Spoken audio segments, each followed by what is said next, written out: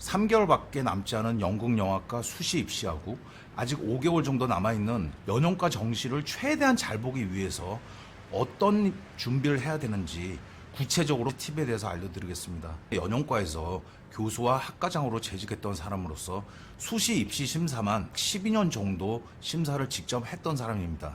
첫 번째 연영과 입시 팁으로 지정 희곡은 반드시 해외 희곡만을 선택하라는 겁니다. 한국의 연극 대본들을 학생이 선택할 경우에 미디어 연기 쪽 전공에 외부 심사원들이 들어왔을 경우에는 한국 희곡이 좋은 점수를 받는 경우를 거의 본 적이 없습니다.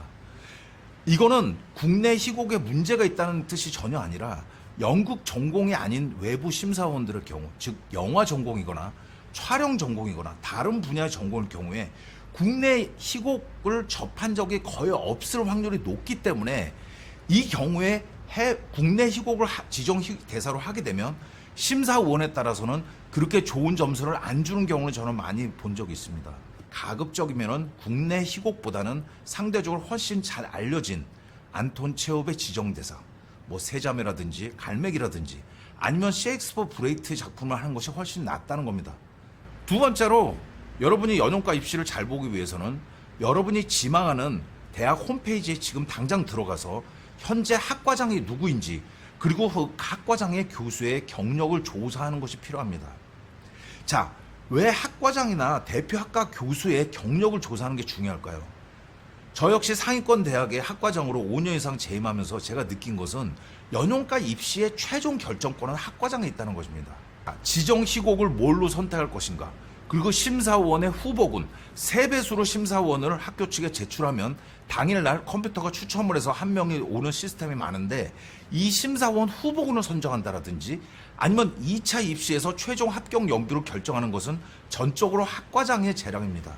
그 학과장 교수의 올해 최근 3년간의 논문 혹은 출판 서적들을 그 제목을 찾아야 됩니다. 학과장이 가장 좋아하는 희곡이 보통 지정 희곡으로 선택하는 경우가 많기 때문입니다.